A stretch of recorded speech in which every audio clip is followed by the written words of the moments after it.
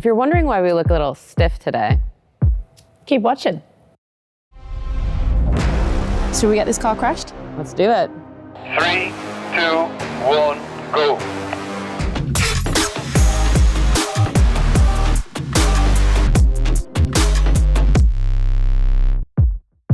As much as the automotive industry has changed over the past decades, one thing has remained the same. The worst that can happen is you get into a crash. As you can see here, when it comes to crash testing, Mercedes-Benz does not do things by half measures, except maybe for this.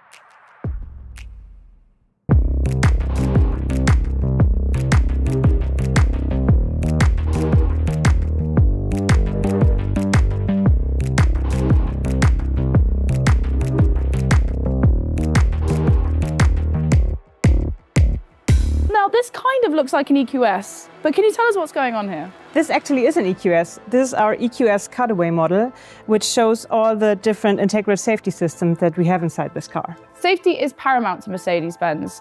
It feels like it's been part of its heritage for such a long time. We have a history of 65 years of crash testing and even more of heritage in developing passive safety systems. And all of that knowledge from all the years and all the 55 years of doing accident research coming together in the technology of our new vehicles and also in this special exhibit here. So let's talk about it, because I'm seeing a lot of different colors. I'm seeing a lot of airbags. Yes. Is this showing all of the safety equipment that's inside the cars? Yes, so the first thing you notice about the body in white is the different colors.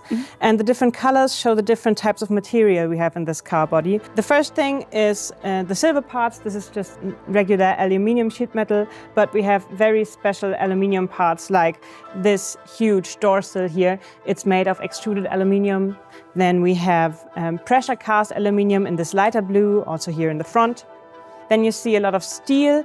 We have high-strength steel, which is the red parts, and ultra-high-strength steel, which is the purple parts.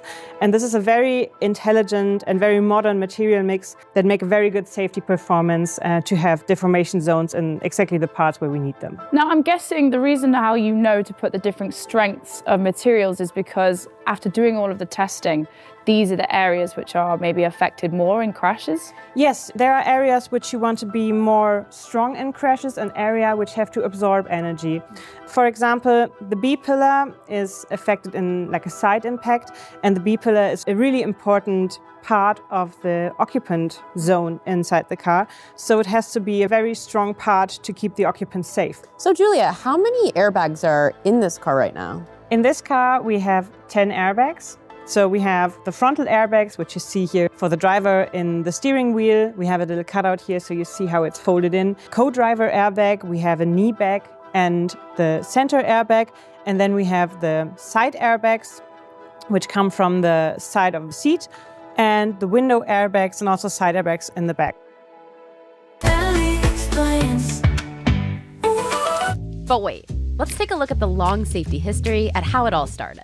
Crash tests came up in the 1950s when Mercedes-Benz introduced passive safety technologies like the rigid safety passenger cells and crumple zones.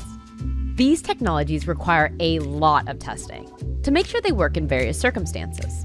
So in 1959, the W111 series became Mercedes-Benz's first ever car crash in a simulated accident in Sindelfingen.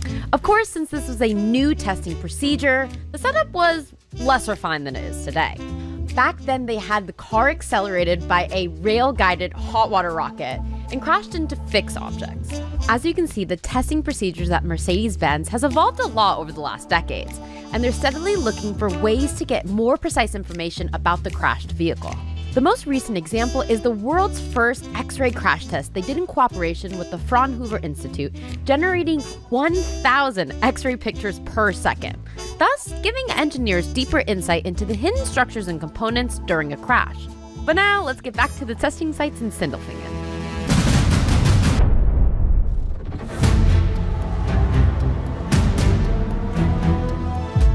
Hi, Marcel. Hi, so there it is, our crash car.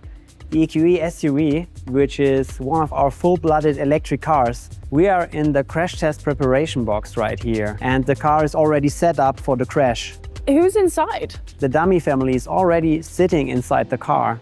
Look at the dummies. It's like a whole family. Are those kids in there? Yeah, we have dummies of different sizes, adults, kids, and in this case, we have the whole family in the car.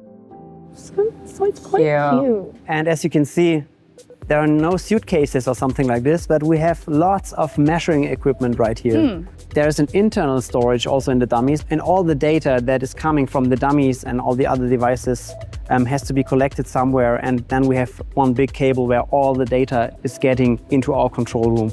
Is there a reason why all of the crash test cars are orange? Is that an industry thing or just a Mercedes-Benz thing? It's something that comes from our history. Some decades ago, we had black and white filming, and we found out that orange was the best color to have a nice contrast in those black and white videos. Well, there you go. I can see these cameras attached to the side of the car here. Do these actually travel during the crash like this? Yes, they do.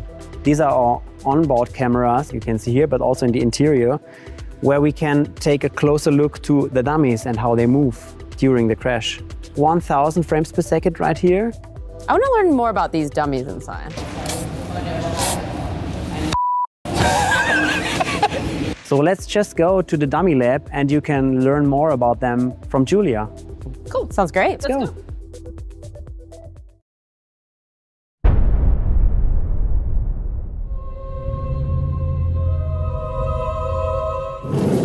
Come in, guys.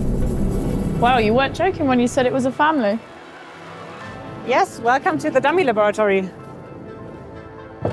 How many dummies are there in here? This is the home of 120 crash test dummies. Wow. Yeah. I feel like they're all different sizes, different ages. Yes, there's several different variations of dummies. You see here, this is the Hybrid 3 model, which is a dummy for frontal impacts with a 5% female, 50% male, and 95% male. And then we have newer versions of frontal impact dummies, for example, the Thor right here. And then we also have children's dummies, the 6-year-old and also the 10-year-old over there.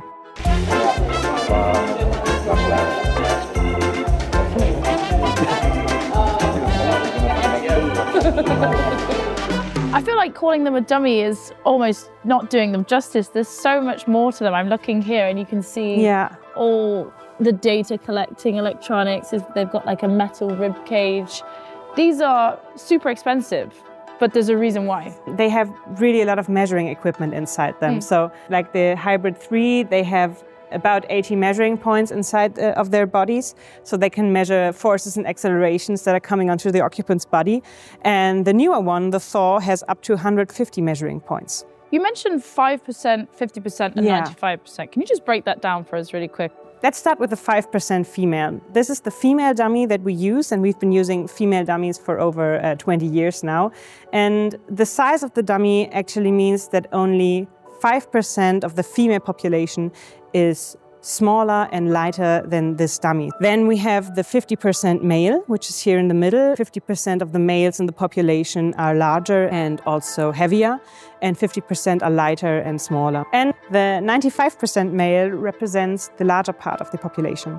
What's the importance of them wearing clothes? Because I would imagine you could just have the dummies without clothes. Why do you guys clothe them? Can't have them naked. And there are several requirements for the dummies, and one requirement is what they're wearing, and of course the shoes. You see, they have some of them have shoes on, and also the shoes are painted so we can better see what happens to the feet during the impact.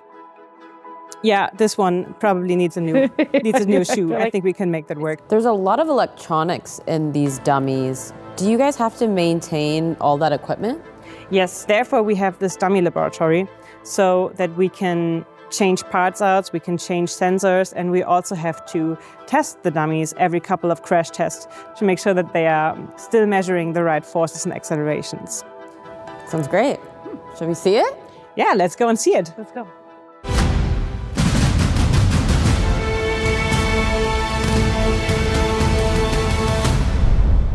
So now we are on the crash track.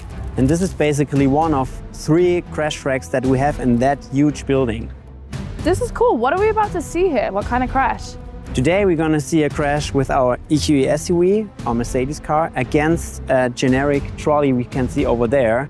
And this is basically a most recent consumer rating test that we're going to show today. How fast is this crash gonna be? It's gonna be 56 kilometers per hour each. So the car will be 56 and the trolley as well. So we're gonna have a relative speed of even 112 kph today. Come on, guys. I want to see this. Let's go.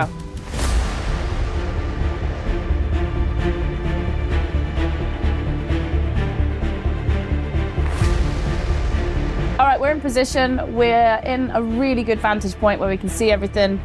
Should we get this car crashed? Let's do it. Let's go.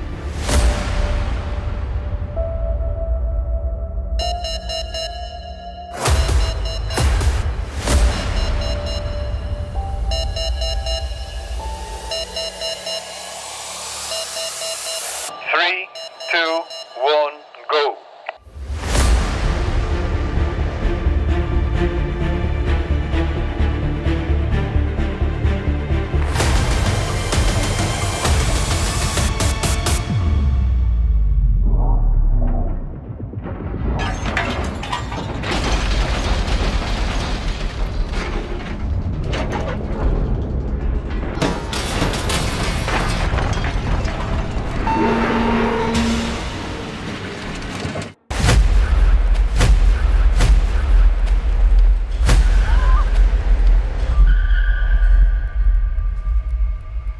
Wait, are they okay?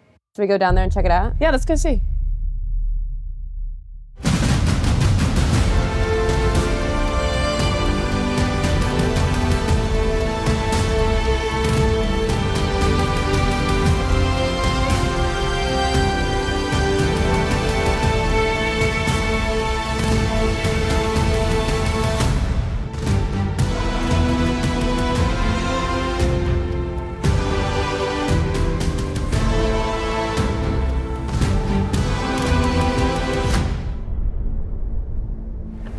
Okay then. Whoa. First things first, how are the passengers? How are the kids? Yeah, let's take a look. Well, I think the kids are quite okay. Ah. Looks good. Everybody's fine. It's actually very impressive. I always can't believe like how bad it looks, but Actually, everything is fine inside the car. It seems like the more deformation there is, the safer it is for the people inside. We can see the activated crumple zone here in this case, and we see that so much material was deformed to absorb energy, which is part of the safety system.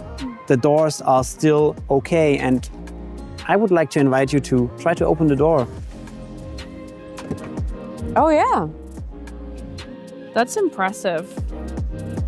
Oh, you can see on the airbag where the paint has gone on there as well. Yeah, exactly. We use the paint to see if the interaction between the airbags and the occupants is working well. One of the things I noticed about when the car crashed is immediately after there was a certain smell. What was that? Yeah, very well observed. That was just the gas from the airbag deployment. The windows are lowered to get some fresh air into the interior and to give the chance to the gases to go out of the car.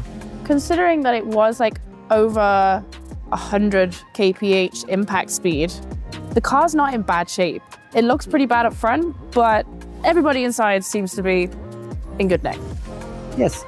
So after crashes like these, how do you clean this all up? Actually, that's part of the job of our visitors, so I think it's up to you.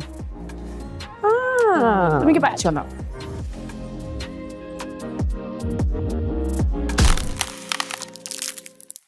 Well, that was an intense day here at the crash testing site at Mercedes-Benz. But one thing we did take away was, to be the best, you have to prepare for the worst. And if you enjoyed watching, stay tuned for our next episode. I think you're gonna like it.